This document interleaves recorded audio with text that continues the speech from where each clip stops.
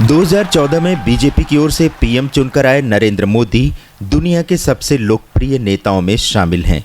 Times ने उन्हें most powerful नेताओं की सूची में भी शामिल किया है, लेकिन अब उनके दोबारा पीएम बनने को लेकर चर्चा शुरू हो गई है।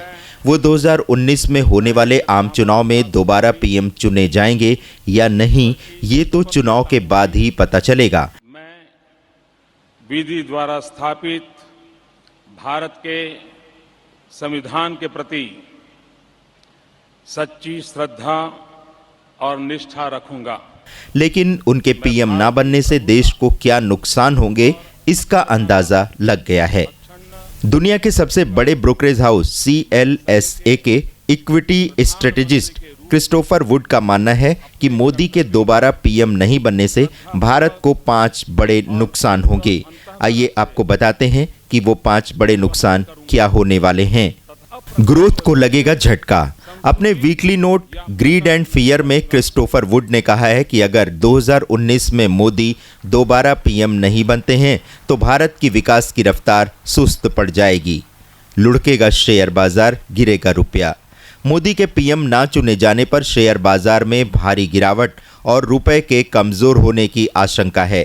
शेयर बाजार और म्यूचुअल फंड्स के निवेश पर भी कम रिटर्न मिलेंगे। साथ ही रुपए में कमजोरी से महंगाई बढ़ने की आशंका है।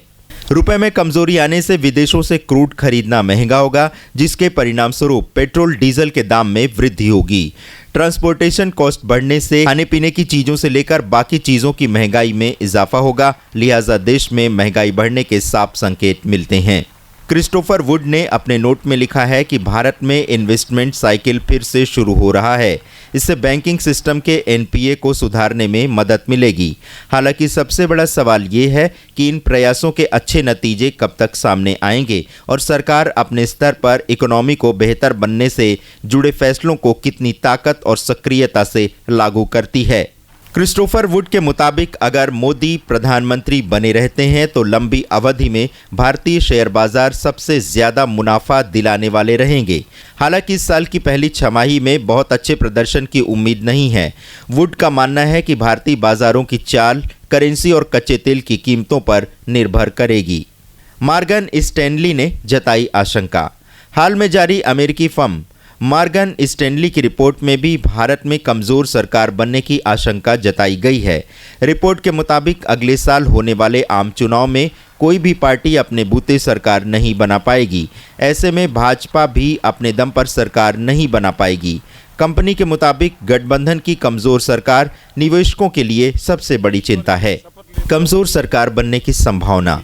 मॉर्गन स्टैनली का कहना है कि बाजार का रुख आगामी आम चुनाव में पिछले लोकसभा चुनाव की तरह आशावादी नहीं रहेगा।